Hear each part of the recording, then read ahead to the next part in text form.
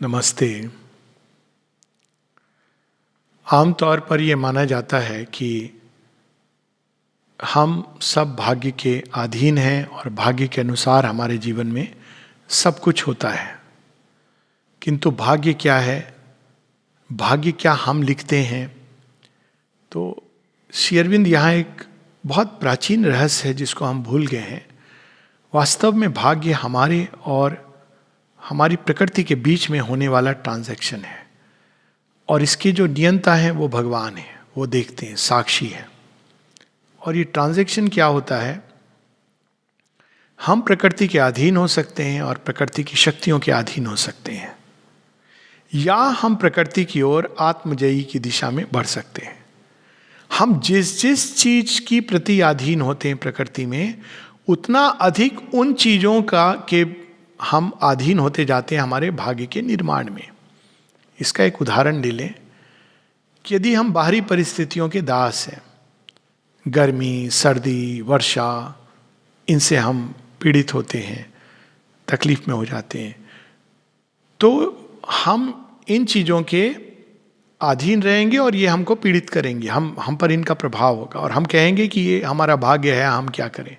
किंतु ऐसा नहीं है। हम चाहें तो इसको बदल सकते हैं। अधीन होने की बजाय हम इनके साथ, इन प्रकृति की अवस्थाओं के साथ हम मित्र का या स्वामी का संबंध जोड़ सकते हैं। श्रीमा बताती हैं कि जापान में एक व्यक्ति था जो घंटों सूर्य के अंदर बैठा रहता था, सूर्य के नीचे, और कहता था कि मुझे सूर्य के साथ मैंने मित्रता कर ली। अल्जीरिया में, जापान में नहीं, अल्जीरिया में एक व्यक्ति था जो बहुत घंटों बैठा रहता था कि उसने मित्रता कर ली है। वो सहारा डेजर्ट के पास में है, तो वहाँ की गर्मी भी बहुत तीव्र होती है। फिर बाद में माँ बच्चों को बताती हैं अपने, हम सबको, पौंडीचेरी में जब बहुत गर्मी लगती है तो माँ कहती है तुम सूर्य से मित्रता क्यों नहीं कर लेते हो। एक और भी चीज़ वो बताती हैं कि जब वो स्वामित्व, तो वो बारिश उनके अधीन थी। श्री अरविंद के साथ इतने उदाहरण हैं। एक उदाहरण तो हम जानते हैं कि बाहर में साइक्लोन चल रहा है, लेकिन श्री अरविंद उससे बिना प्रभावित हुए भीतर बैठे हुए हैं, क्योंकि जो अपने अंदर के साइक्लोन को मास्टर कर लेता है, या प्रकृति की बाहरी अवस्थाओं से जो विचलित नहीं होता है, समत्व का अभ्यास कर लेता है, वो फिर इनके अधीन नहीं रहता है, बल्कि ये शक्तियाँ फिर उसके अधीन होने लगती हैं। एक स्टोरी, जब गोलकुंड का निर्माण हो रहा था और लग रहा था कि बारिश आ जाएगी, और बारिश यदि आ जाएगी तो वो सारा काम चौपट हो जाएगा। तो ये सूचना सीमा को बताई गई, और जैसा सीमा का तरीका था वो जाके सीधा श्री अरविंद को बता देती थी। तो श्री अरविंद ने कुछ कहा नहीं, आकाश की ओर देखा थोड़ी देर, और फिर चुप रहे। और फिर वो बारिश एकदम जैसे होने वाली है, वो रुकी रही। जैसे ये काम समाप्त हुआ, जब ये आवश्यकता थी कि अब पानी डाला जाए, तो बारिश भरभरा के हुई। तो ना केवल बारिश रुकी रही, बल्कि उसने वो काम कर दिया जो आमतौर पर वर्कर्स के थ्रू करना था। ये शक्तियाँ कैसे प्राप्त होती हैं? जब हम भौतिक शक्तियों के जाल से प्रभावित नहीं होते। ये भौतिक शक्तियाँ क्या करती हैं? हमको प्रारंभ में ऐसा प्रतीत कराती हैं, डराती हैं, हमको लगता है कि हम इनके दास हैं। जैसे पुराने समय में, हम इसको उदाहरण ले लें, पुराने समय में लोग इनको समझते नहीं थे, और उनको ये लगता था कि इससे ये हो जाएगा, उससे ये वो हो जाएगा। लेकिन ज्ञान के आधार पर लोगों ने इनको जानना प्रारंभ किया, फिर इनके अंदर छिपे रहस्य को जानने की चेष्टा की, और धीरे धीरे इसके प्रभुत्व की ओर बढ़े। ये विज्ञान का तरीका है। लेकिन एक दूसरा तरीका है जो योग अपनाता है, वो और भी अधिक शॉर्टकट है, क्योंकि विज्ञान सरफेस से डिग करते उनके रहस्य को देखना चाहता है। लेकिन विज्ञान का तरीका फिर भी हमको दासत्व में बांधे रखता है, क्योंकि जड़ जगत के पीछे जो अनेकों शक्तियां कार्य कर रही हैं, हमको नहीं जानते। इसीलिए अभी देखिए, इतनी विज्ञान के तरीके से हम प्रयास कर रहे हैं कि वायरस को हम मास्टर कर लें, लेकिन वायरस के पीछे जो शक्तियां हैं उनको नहीं जानते। और जब तक हम उनको नहीं जानेंगे, जब तक उनके ऊपर हमारा प्रभुत्व नहीं होगा, उन शक्तियों के ऊपर कौन सी शक्तियां हैं? बैड विल है, भय है, सजेशन है। यदि इनको हम अपनी चेतना से निकाल देते हैं, भय को निकाल देते हैं, भयभीत नहीं होते। अगर भय आता भी है तो उसको भगवान को अर्पित करके, या उसको अपने अंदर से विल पावर के द्वारा, या फेथ की संजीवनी बूटी लगाकर हम उसको दूर नहीं कर देते, तो हम इस भय के से आक्रांत हो जाते हैं। दूसरा, सजेशन। कुछ लोग होते हैं जो हर प्रकार के सजेशन में बह जाते हैं। जिसको कहते हैं एक प्रकार से कान के कच्चे, इधर से सुना उसको मान लिया, उधर से सुना उसको मान लिया। लेकिन कुछ लोग होते हैं जो अपने आप में बड़े संगठित होते हैं, इंडिविजुअलाइज्ड होते हैं। वो हर चीज़ को ऐसे नहीं स्वीकार करते हैं कि जो चीज़ जहाँ से आ गई वो उसको या तो तर्क की तुला पर या अंदर उससे भी बेहतर विवेक की तुला या उससे भी बेहतर आत्म प्रकाश में चीज़ों को देखकर निर्धारित करते हैं कि ये उचित है या अनुचित है। तो जब वो ऐसा करते हैं तो वो सजेशंस के दास नहीं होते हैं। नहीं तो कोई भी सजेशन कहीं से भी कि आदमी यहाँ से ये आ जाएगा, वहाँ से ये हो जाएगा, जो इन सजेशंस में हमेशा दास रहते हैं, उनका दिमाग पब्लिक स्क्वायर की तरह रहता है, और या फिर वो पूरी तरह एक सस्पिशन, शंका के जगत में, उस जाल में फंस जाते हैं। तो जिस भी लेवल ऑफ वर्किंग के हम फोर्स, बैड विल, अगर हम अपने अंदर कोई दुर्भावना नहीं रखते हैं तो हम उससे मुक्त होते हैं। तो प्रत्येक लेवल पे शक्तियों का एक खेल है इस जड़ जगत और भगवान के बीच में। हम लोग ऐसा समझते हैं कि बस ये जड़ जगत है या फिर भगवान है, मेटीरियल या स्पिरिचुअल। ये एक बहुत बड़ी भ्रांति है। ये एक बिल्कुल एक कॉमन प्लेस ऑर्डिनरी थिंकिंग है जो कहती है तो जड़ जगत है या स्पिरिचुअल है। जड़ जगत और स्पिरिचुअल जगत के बीच शक्तियों का जाल है जिसके द्वार से हमारी आत्मा को गुजरना होता है। आमतौर पर साधारण जीवन में हम इस जाल को नहीं जानते, इसमें बंधे होते हैं। ये हमको जैसे नचाता है हम गुड्डे गुड़ियों की तरह नाचते रहते हैं। हम सोचते हैं कि हमारी मर्जी, हमारे विचार, लेकिन वास्तव में हम इसके दास होते हैं। फिर हम आत्मजय की ओर निकलते हैं, समता का अभ्यास करते हैं भौतिक स्तर पे, प्राणिक स्तर पर, मन के स्तर पर। जैसे गुरु नानक कहते हैं कि अस्तुति निंदा दौ त्यागी और मान अपमाना, या गीता में ये लिखा है शीतोष्ण सुख दुखेशु हानि लाभ हो जय अजय हो। इन चीज़ों से जब हम समता का अभ्यास करने लगते हैं तो धीरे धीरे हम आत्मजय की दिशा होती है। और जब पूरी समता हो जाए तो गीता तो ये कहती समत्वम योग उच्चते, यही अपने आप में योग की संपूर्णता है। लेकिन फिर हम इन शक्तियों के ऊपर धीरे धीरे प्रभुत्व प्राप्त करते हैं। ये क्यों माया जाल बिछा हुआ है? एक तो सृष्टि की रचना इस तरह हुई है, भगवान और हमारे बीच में, सृष्टिकर्ता या और जड़ जगत के बीच में अनेकों लेवल्स पर सृष्टि होती है। मनोमय संसार, प्राणमय संसार, एक सूक्ष्म भौतिक संसार, फिर भौतिक जगत अंत में। और ये सब आवश्यक थे क्योंकि अचानक अगर भगवान अपने प्रकाश को डिम नहीं करते और डिम बिना किए अचानक वो प्रकाश समाप्त हो जाए, यानी वो उसको आत्मविलोपन कर लें और निश्चेतना का जगत हो जाए, तो वो निश्चेतना प्रकाश की ओर नहीं मुड़ सकती है। तो दोनों के बीच में वो डिसेंडिंग और असेंडिंग लैडर, चेतना की सीढ़ी तैयार करते हैं। चेतना की सीढ़ी क्या है? भगवान जो एक हैं वो धीरे धीरे इस सीढ़ी से उतरते हुए बिल्कुल निश्चेतना के अंधकार में आत्मगोपन की अवस्था में चले जाते हैं, गुप्त होके रहते हैं। फिर धीरे धीरे वो इसमें से निकल करके वापस रिकवर करते हैं इवोल्यूशन की प्रोसेस से। सो ये आवश्यक है, ये जो चेतना का जाल है। और साथ ही जब हम आत्मजय की ओर निकलते हैं तो ये हमारे सामने आते हैं। सावित्री में इसका वर्णन है, जो ट्रिपल सोल फोर्सेस के पहले जब इनर कंट्रीज में जाती हैं सावित्री, जड़ जगत की जो जाल है वो छोड़ता ही नहीं है, वो ऑब्स्टिनेटली पकड़े हुए, अंदर नहीं जाने दे रहा है। एक लंबे समय तक लोग मेडिटेशन के लिए बैठते हैं लेकिन अंदर नहीं जा पाता है व्यक्ति, क्योंकि वो एक अचित, एक इनर्शिया का एक उस पर बहुत अधिक प्रभाव है।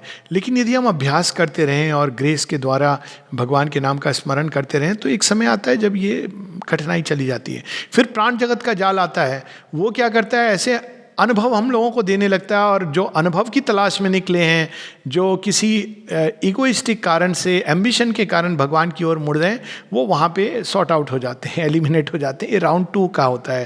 यानी हम कहें कि भगवान की ओर जाने में ये सारे इंटरव्यूअर हैं। पहला राउंड फिजिकल एंड्योरेंस का टेस्ट होता है कि ये व्यक्ति तैयार है कि नहीं, झेल पाएगा कि नहीं उस शक्ति के प्रकटन को। फिर वाइटल लेवल का हमारा टेस्ट होता है, उसमें प्रलोभन आते हैं, भय दिखाए जाते हैं, ऐसी चीज़ें स्वप्न दर्शन में आती हैं, कभी भयानक सांप आते हैं, कभी गंदी जगह दिखाई देती हैं, या कभी इस प्रकार की शक्तियाँ, इस प्रकार के विजन्स, वॉइसेस, एक्सपीरियंस। और जो ईगो और एम्बिशन में जा रहा है वो इसमें चला जाता है, और ये इंटरमीडिएट जोन है, बड़ा भयानक है। फिर इस जाल से जब हम निकलते हैं तो मन का जाल है। मन का जाल क्या कहता है? हाँ तुमने पा लिया है। श्री अरविंद कहते हैं इसको प्रीमेच्योर सर्टिट्यूड्स। हाँ, तुमको सुपरामेंटल एक्सपीरियंस हो रहा है। जो अनुभव के लिए जाते हैं उनको बहुत आराम से, या फेथ, वो एक रिलीजन बना देते हैं कि नहीं ठीक है, तुमने किताब पढ़ ली है, नियम से ये चीज़ें करते रहो, और बस यही है। बड़े सुंदर ढंग से सावित्री बताते हैं कि you have registered your name in the book of the elite. अब तुम्हारा नाम लिख दिया गया है इस किताब में, इससे अधिक और तुमको क्या चाहिए। और उसमें यह भी है कि जो भगवान का सत्य है वो एक किताब के अंदर सिल्क एंड स्ट्रिंग्स में, इंटरप्रिटेशन की स्ट्रिंग्स में टाइड होकर के बंद हो जाता है। लेकिन पुस्तक, स्थान, ये सब किस लिए हैं?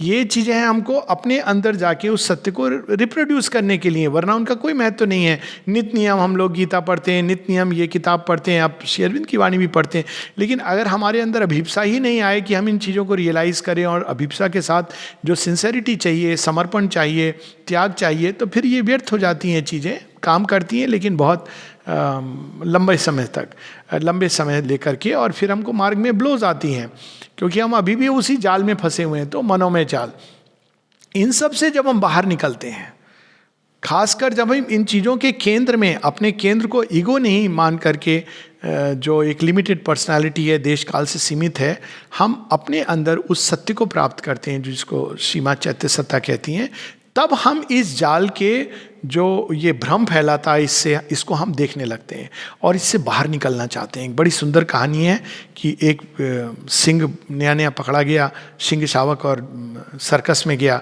तो वहाँ से वो जिसको देखे, तोता बड़ा खुश है कि अरे हम, मुझे थोड़ी देर साइकिल चलाना पड़ता है, टर टर करना पड़ता है, और ये लोग अच्छे से मुझे खिलाते हैं मेरे पिंजड़े में। बंदर भी खुश है कि मुझे उछल कूद करनी पड़ती है, मुझे भोजन मिल जाता है, सब खुश हैं। लेकिन एक सिंह को देखता है कि वो बैठ करके केवल उस सर्कस की बाउंड्री को देख रहा है। तो वो कहते हैं आप क्या कर रहे हो, आप तो खुश नहीं लग रहे, ये सब लोग बड़े खुश हैं, रोज इनको मीट मिल जाता है, खाने का मिल जाता है बिना मेहनत किए हुए। तो सिंह कहता है मैं केवल वो काम कर रहा हूँ जो मुझे करना चाहिए, मैं समझने की चेष्टा कर रहा हूँ कि मैं इस तरफ क्यों हूँ, उस तरफ क्यों नहीं हूँ, क्यों, आपको क्या चाहिए? तो वो कहते हैं मुझे मेरी स्वतंत्रता चाहिए, मीट तो मैं बाहर जाके भी खा लूँगा, लेकिन मुझे यहाँ स्वतंत्रता नहीं है, मेरे अंदर मेरे गात शिथिल पड़ते जा रहे हैं, मैं दुर्बल होता जा रहा हूँ, क्योंकि ये लोग मुझे ला के दे देते हैं और ये दासत्व का जीवन है। तो जिस दिन हम ये जान लेते हैं कि हम अभी प्रकृति के दास हैं, एक क्रोध आता है हम उसमें बह जाते हैं, भय में बह जाते हैं, ईर्ष्या में बहने लगते हैं, नाना प्रकार की चीज़ों में हम बहने लगते हैं, ये दासत्व का जीवन है। और जब हम ये जान लेते हैं कि नहीं, ये तो एक भ्रम जाल है, एक आसुरिक जाल है, दो प्रकार के जाल हैं, एक आसुरिक माया का जाल और एक इंद्र जाल, जो हम कह सकते हैं कि देवताओं का ल्यूमिनस जाल, जिसमें ऐसा लगता है कि हाँ बहुत अच्छा है ये तो। इन दोनों से हमको बाहर निकलना है, वैष्णवी माया से भी, जैसे कि हमको आसुरी माया से बाहर निकलना है। और फिर जब हम इन दोनों से बाहर निकलते हैं, तब हम भाग्य के स्वामी होते हैं और भगवान के कार्य करने को पूरी तरह प्रस्तुत होते हैं। जैसे कि अर्जुन के केस में हम देखते हैं कि पहले वो आसुरिक माया से निकला हुआ है, वो एक सत्व रजोगुण संपन्न व्यक्ति है, लेकिन श्री कृष्ण जानबूझकर उसको वैष्णवी माया का जाल उसके ऊपर डालते हैं, जिसमें वो मोह उसको हो जाता है कि नहीं ये तो मेरे अपने हैं, स्वजन हैं, इनके विरुद्ध में कैसे शस्त्र उठा सकता हूँ, इनके विरोध में कैसे बोल सकता हूँ। लेकिन अर्जुन का रोल है भगवान का एक ऐसा यंत्र बनना जो केवल उस संकल्प को पूरा करे, इसलिए इस जाल को भी काटना है। तो पहले स्वयं श्री कृष्ण अपने अंदर से वैष्णवी माया उनके अंदर डालते हैं, उनको सचेत करते हैं, फिर उससे बाहर निकालते हैं कि कहीं ऐसा ना हो कि युद्ध के बीच में इसके ऊपर इस माया का आक्रमण हो। तो ये एक वेब ऑफ फोर्सेस हैं, ये जाल है जिससे हम लोगों को बाहर निकलना है, और जितनी जल्दी हम इसको समझ लेंगे उतना अच्छा है। और इससे बाहर निकल के तब हम उस हायर नेट ऑफ फोर्सेस में प्रवेश करते हैं जिसको डिवाइन मदर की शक्ति कहते हैं। बड़ी सुंदर अमृतदा की एक प्रार्थना है जो वास्तव में अमृतदा ने लिखी है, लेकिन श्री अरविंद ने उसको करेक्ट किया है। तो SABCL में तो वो श्री अरविंद के कलेक्टेड वर्क्स में थी, उसका हिस्सा थी, लेकिन वास्तव में अमृतदा ने लिखी है। जो लोग पढ़ना चाहते हैं उनकी किताब है ओल्ड लॉन्ग सिंस, उसके अंदर ये है, ये प्रार्थना जब वो प्रे कर रहे हैं कि मैं इस लोअर नेटवर्क के फोर्सेस से बाहर निकलूं और हायर नेटवर्क ऑफ फोर्सेस के अधीन हो जाऊं। हायर नेटवर्क्स ऑफ फोर्सेस क्या हैं? श्री माँ की शक्तियाँ। तो जैसे जैसे हम अभिप्सा करते हैं इससे बाहर निकलने की, और जैसे जैसे हम श्री माँ की शक्तियों के प्रति या श्री माँ की शक्ति के प्रति, श्री माँ के प्रति, क्योंकि श्री अरविंद कहते हैं समर्पण is not even to the force but to the mother. इसमें भी एक इल्यूजन आ सकता है कि श्री माँ की शक्ति, we don't need to surrender to mother. हालांकि दोनों एक हैं, लेकिन कुछ लोग ऐसे होते हैं जो कहते हैं फोर्स लेकिन नॉट द मदर। ये श्री माँ की ही शक्ति है। तो तो जैसे जैसे हम सीमा को समर्पण करते हैं, एक और अभिप्सा करते हैं कि इससे बाहर निकलें, सीमा के चरणों में हम गिरें, उनके तरीके से चलें, उनके संकल्प के द्वारा हमारा जीवन चले, उनका संकल्प हमारे जीवन में सिद्ध हो, वैसे वैसे हम इस लोअर नेचर के घेरे से बाहर निकलते जाते हैं। इसका अर्थ है कि अब जो पुराना भाग्य था, जो हमारे ही कर्मों के कारण, हमारी एनर्जीज के कारण, प्रकृति के साथ जो हमारा पुराना तालमेल था, बैलेंस था, वो मिटता जाता है और उसकी जगह अब वो भाग्य लिखा जाता है हमारे जीवन में जो भगवान लिखना चाहते हैं। और इससे सुंदर और क्या हो सकता है। तो ये बड़ा सुंदर 24 अप्रैल माँ ने कहा है victory, tangible sign of the decisive victory over adverse forces. तो हम प्रयास करें कि पूरी तरह से हम इस निम्न प्रकृति के जाल से बाहर निकलें, ताकि सीमा की विजय मूलभूत रूप से तो उनकी हो गई है, लेकिन हम सबके अंदर अभी होनी बची है। और जब तक हम लोअर नेचर, भय, शंका, ईर्ष्या, एंग्जाइटी, क्रोध, इन सब के कामना, महत्वाकांक्षा, इनके अधीन रहेंगे, तब तक सीमा की पूरी विजय कैसे हो सकती है। तो हम सब मिलकर इस जाल के बाहर निकलें, अभिप्सा के द्वारा, समर्पण के द्वारा, त्याग के कारण द्वारा, क्योंकि इसको हम किसी और शक्ति के द्वारा तोड़ नहीं सकते हैं। जितना अधिक हम चैत्य को पाएं और चैत्य के साथ एक हों और उस दिशा में बढ़ें, उतना अधिक हमारे भाग्य का नवनिर्माण होगा। पुराने भाग्य की पूरी लिपि मिटा दी जाएगी। हम नहीं कर सकते, लेकिन ये इंक को मिटाने की जो रबर है, वो स्पेशल रबर भगवान की ग्रेस है, वो उनके पास होती है और वो पूरी तरह उसको कैंसिल कर सकते हैं, उसकी जगह एक नया भाग्य रच सकते हैं। एक बार किसी ने माँ को बताया कि किसी ने, ज्योतिषी ने मेरे बारे में कहा था मेरी उम्र काफ़ी कम है। माँ ने कहा दिखाओ मुझे अपना हाथ, लेकिन वो हाथ नहीं देख के जान रही थी। उन्होंने हाथ पकड़ा, देखती रही थोड़ी देर तक घूर के, फिर कहती हैं, जोर से उसके हाथ पर अपना हाथ रख के कहती हैं, इट इज़ कैंसिल्ड, ऐसा कुछ नहीं होगा, ऐसा कुछ नहीं है, ऐसा कुछ नहीं है। एक बहुत फोर्स के साथ कहती हैं और फिर स्वाभाविक है वो लंबे एज तक वो व्यक्ति जीता है। तो डेस्टिनी को बदला जा सकता है, लेकिन उसका तरीका ये है कि हम रोने कलपने बिलखने से नहीं बदलती है नियति, कि हम जाके यहाँ ये चढ़ावा चढ़ा दें भगवान को, ये राहु कालम नहीं हो, ये पंडित से पूजा करवा लें और ये वास्तु चेंज करवा लें अपने घर का। ये सबसे कुछ लोगों का भरण पोषण होता है, वो ठीक है, वो अलग बात है, लेकिन नियति नहीं बदली जाती। नियति इतनी सरलता से बदलनी होती तो सब ने बदल ली होती, कौरवों ने बदल ली होती। उस समय तो ये विज्ञान विकसित था, एस्ट्रोलॉजी, ये सब हमें संकेत दे सकते हैं कि आगे क्या है। नियति को नहीं बदल सकते हैं। नियति बदलने का मार्ग है आत्मजयी होना और सीमा के प्रति पूर्ण समर्पण और अभिप्सा की हम इस जाल से बाहर निकलें और केवल सीमा के यंत्र बने, उनके शिशु बने। नमस्ते।